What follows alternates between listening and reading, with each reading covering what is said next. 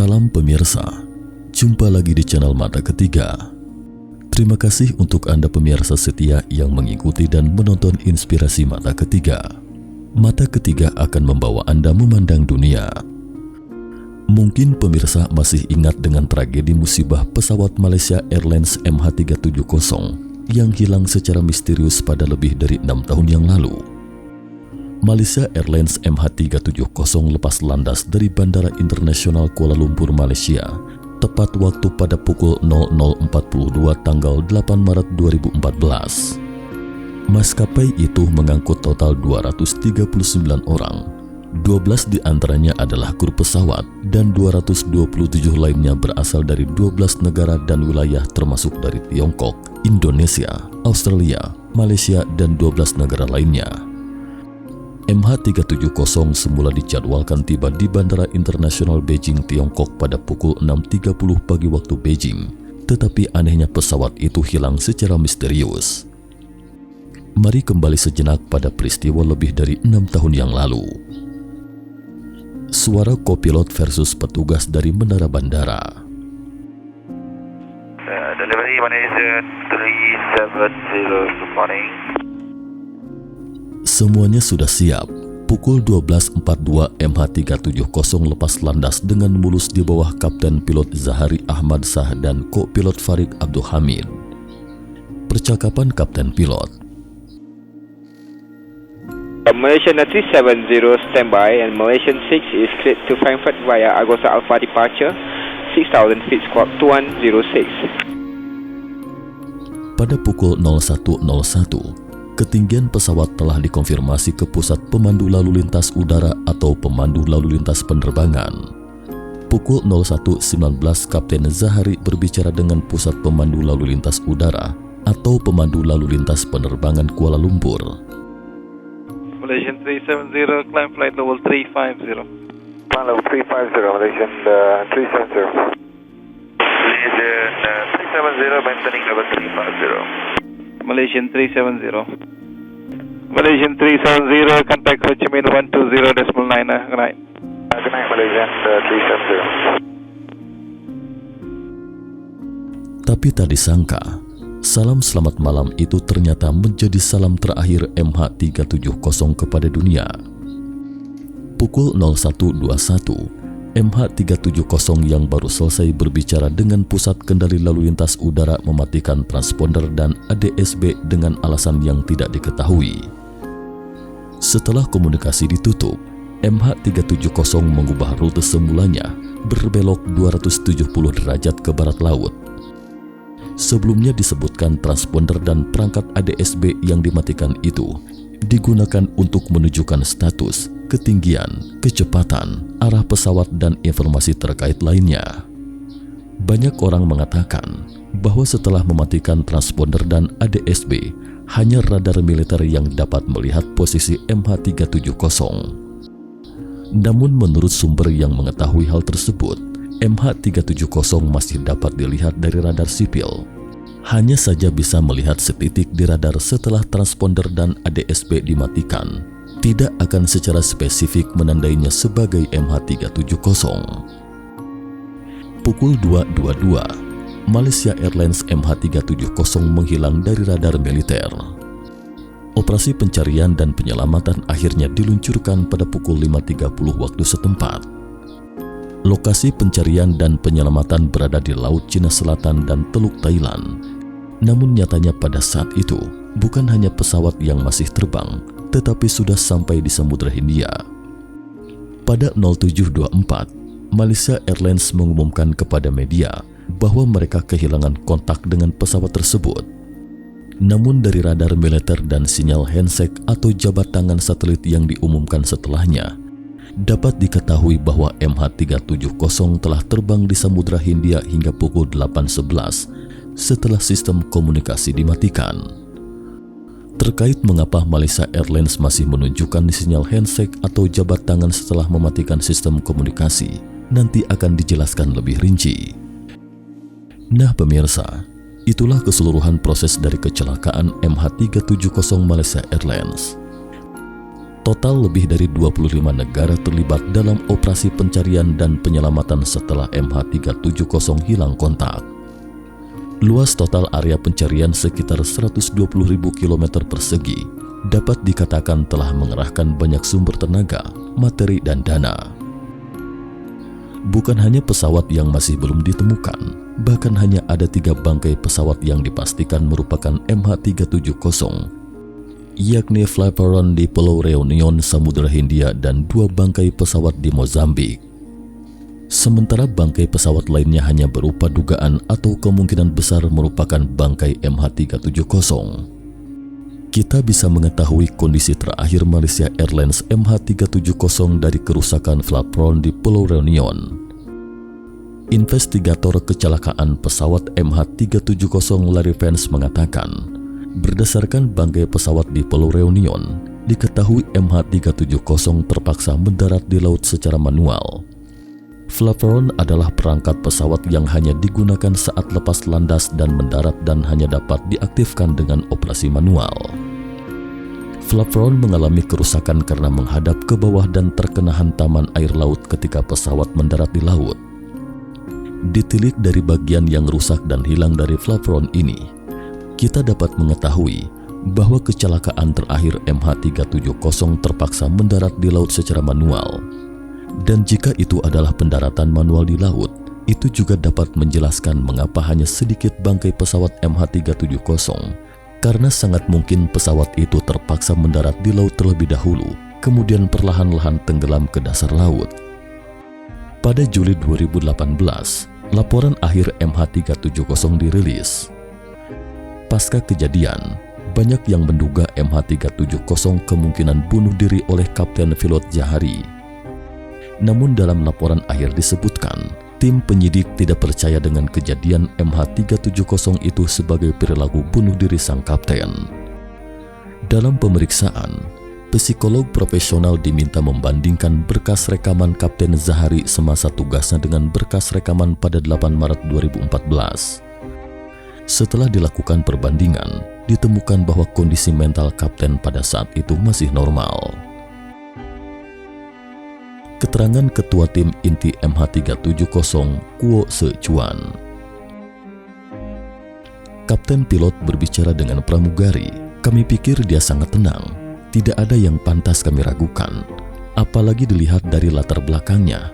Keuangannya tidak ada hubungannya dengan itu dan tidak ada asuransi. Dalam laporan akhir disebutkan bahwa tidak dikesampingkan adanya intervensi pihak ketiga secara ilegal. Mungkin dalam intervensi ilegal itu disebut gangguan yang melanggar hukum. Tim penyidik pun tampaknya menilai insiden MH370 tidak sesederhana itu. Pekerjaan pencarian MH370 berlanjut hingga tahun 2017 dan harus ditangguhkan hingga Januari 2018, baru menandatangani perjanjian dengan US Ocean Infinity yang tidak memungut biaya jika MH370 tak juga ditemukan. Saat itu dalam jumpa pers penandatanganan, pihak perusahaan mengatakan dengan keyakinan bahwa peluang menemukan MH370 sebesar 80%. Meskipun perusahaan ini dilengkapi dengan teknologi paling canggih, namun tetap menyatakan gagal setelah melakukan pencarian selama lebih dari 3 bulan.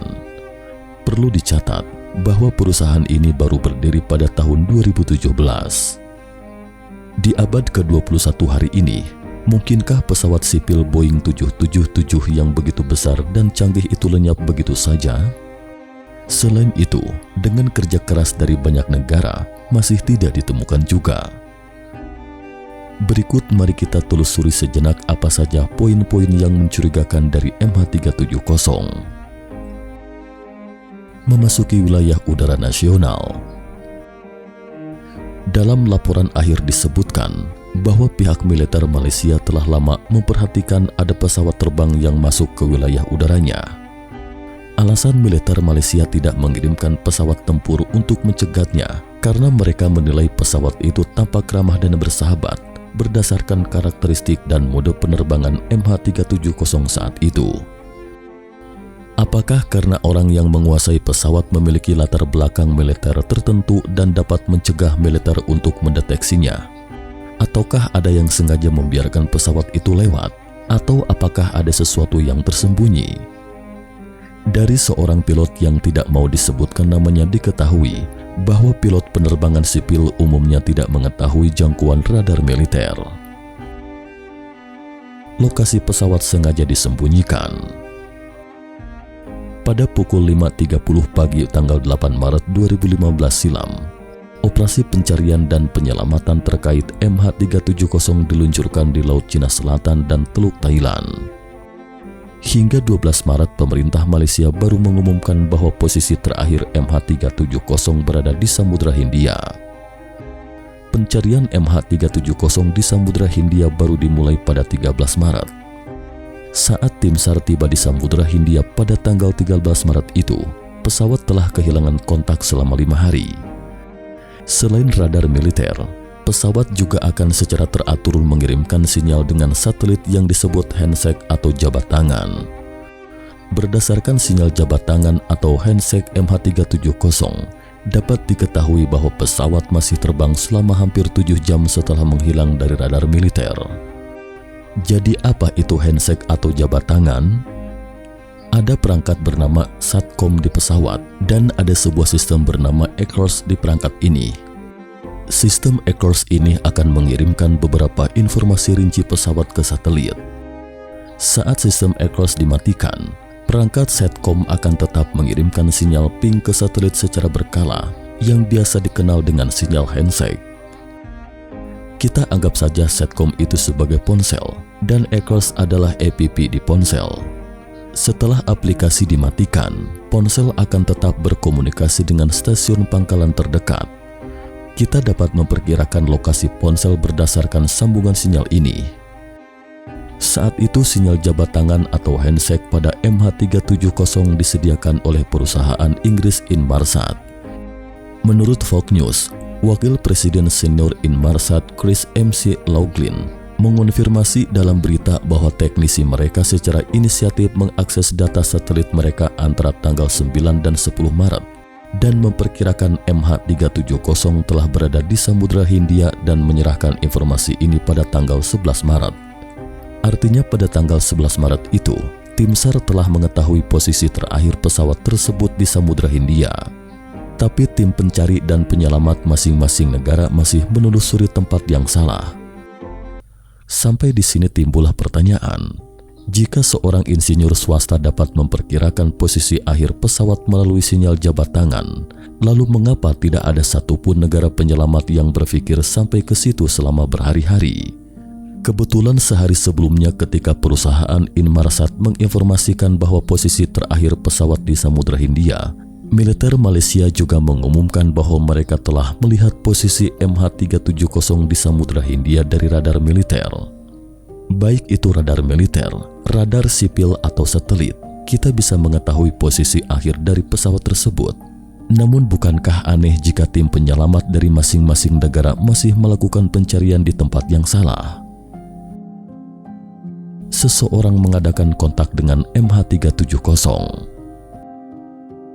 Menurut Wikipedia versi bahasa Inggris, pernah ada pesawat lain yang sedang menjalankan misi lain memanggil MH370.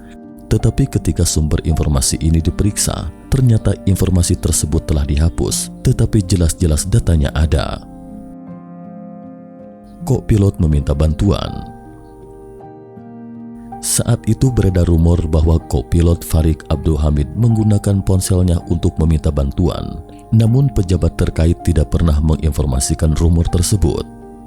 Yang tak disangka, ada dokumen rahasia tentang MH370 yang bocor ke publik. Tetapi bukan karena kopilot telah meminta bantuan darurat, melainkan ponsel kopilot pernah secara singkat terhubung ke stasiun pangkalan di darat ketika pesawat terbang di atas Penang. Namun entah mengapa informasi itu dihapus ketika pertama kali diumumkan. Sampai setelah dokumen rahasia tersebut bocor, rumor itu baru dikonfirmasi oleh pemerintah Malaysia. Lalu mengapa pada awalnya harus disembunyikan? Karena terlalu banyak keganjilan yang mencurigakan setelah hilangnya MH370 dan informasi tidak diumumkan secara transparan, memicu banyak teori konspirasi. Berikut adalah beberapa kesimpulan yang paling sering dibahas. Tetapi perlu dicatat, ini hanyalah kesimpulan sebelum pesawat benar-benar ditemukan. Teori konspirasi Amerika. Steve Vizenick pernah mengatakan bahwa MH370 adalah sebuah konspirasi yang direncanakan oleh Central Intelligence Agency CIA atau Badan Intelijen Pusat Amerika Serikat. Steve Vizenick bukanlah sosok orang sembarangan.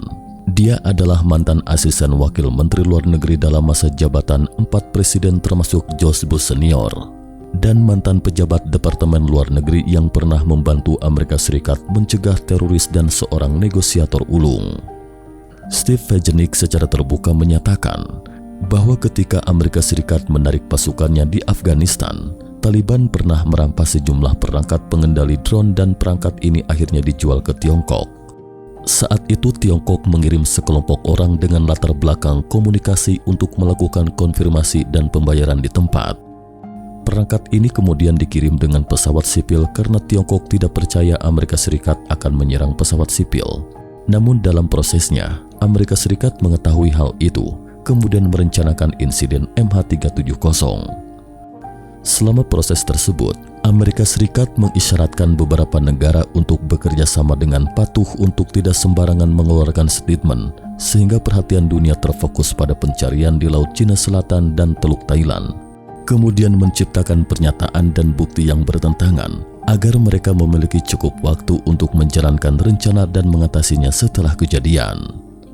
Perlu dicatat bahwa pesawat memang membawa personel di bidang terkait dan ketika pesawat kehilangan kontak, banyak orang yang mengatakan bahwa mereka melihat kecelakaan pesawat di Laut Cina Selatan dan Teluk Thailand, tetapi tidak ditemukan bangkai pesawat apapun ketika dilakukan pencarian. Diplomat Malaysia dibunuh. Pada 24 Agustus 2017 silam, diplomat Malaysia Zahid Razak dibunuh di jalan. Hal ini kembali membayangi insiden MH370. Zahid Razak sebenarnya sedang dalam perjalanan mengangkut reruntuhan ke penyidik di Kuala Lumpur saat ditembak. Menurut laporan Australian News pada 16 Agustus 2017, Glenn Gibson, seorang detektif asal Amerika, menyebut kematian Zahid Razak sebagai sebuah pembunuhan. Gibson menemukan 2 bagian yang diduga puing-puing MH370 di Madagaskar. Pada saat itu, 2 rongsokan atau puing pesawat akan diangkut kembali ke Malaysia oleh diplomat yang terbunuh, tetapi Zahid Razak dibunuh pada 24 Agustus.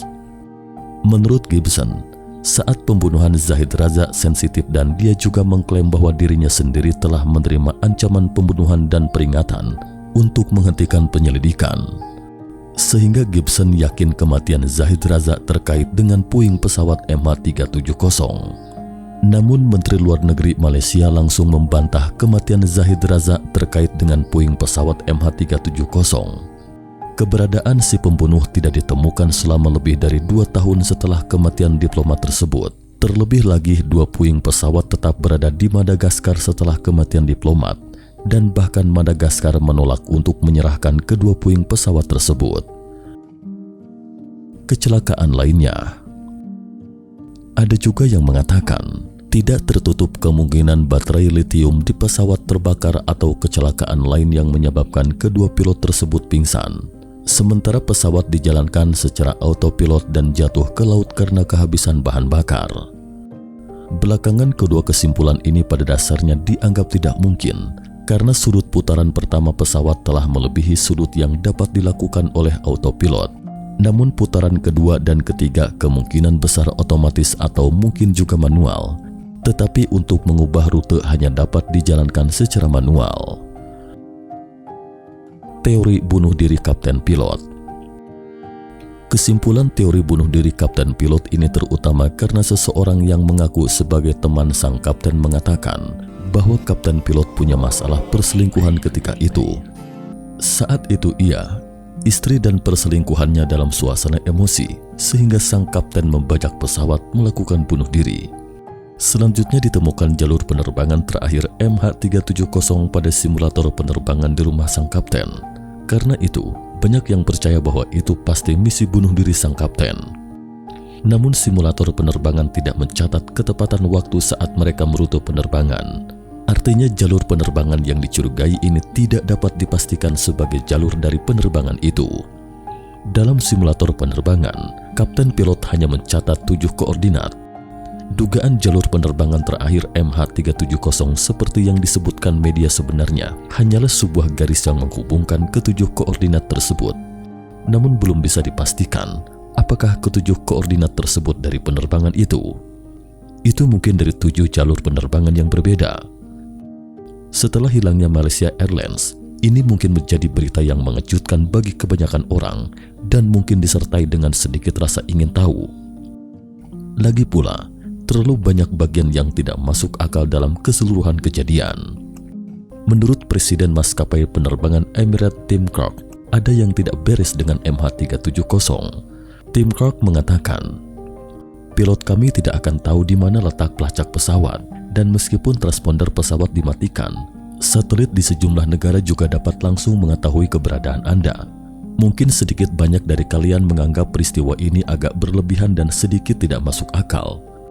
Sudah lebih dari 6,5 tahun sejak hilangnya MH370, menyertai anggota keluarga dengan rasa rindu dan siksaan batin yang tak berujung, namun mereka tidak menyerah. Beberapa anggota keluarga korban tragedi pesawat MH370 mengatakan bahwa mereka dapat menerima apapun hasil penyelidikan dari MH370, tetapi setidaknya harus ada akhir yang pasti. Mereka menemukan banyak puing-puing MH370 namun dibiarkan tanpa penjelasan selama setengah tahun setelah ditemukan. Beberapa anggota keluarga bahkan mengatakan alasan mengapa aparat pemerintah tidak mengambil puing-puing pesawat karena ukurannya yang terlalu kecil tidak dapat membantu untuk penyelidikan, sehingga puing-puing itu tidak diambil. Mohon tanya pemerintah yang berkuasa, bagaimana Anda tahu bahwa puing-puing pesawat ini tidak berguna, sementara Anda tidak mau mengambil puing-puing itu untuk penelitian? 6,5 tahun sudah di hari ini, perhatian MH370 semakin berkurang dari hari ke hari. Telah diumumkan bahwa penyelidikan tidak akan dilanjutkan kembali kecuali ada bukti baru. Terlepas dari perspektif keluarga atau kita masing-masing, MH370 memang perlu terus diselidiki. Tidak peduli apakah itu konspirasi atau kecelakaan, jika tidak terus mencarinya, maka itu mungkin akan terjadi kembali di masa depan. Semoga kita bisa terus menaruh perhatian pada MH370 agar teman-teman wartawan tahu masih ada yang peduli dengan hal ini, dan dengan demikian pemerintah baru akan memperhatikan hal itu dan MH370 bisa secepatnya ditemukan. Cukup sampai di sini ulasan mata ketiga episode kali ini. Jika Anda menyukai video ini, jangan lupa klik like, subscribe, dan share. Jangan lupa kunjungi selalu channel Mata Ketiga untuk mengetahui informasi tentang peristiwa misterius lainnya. Jika Anda punya usul dan pendapat, silahkan tinggalkan komentar. Terima kasih dan sampai jumpa lagi di episode berikutnya. Salam.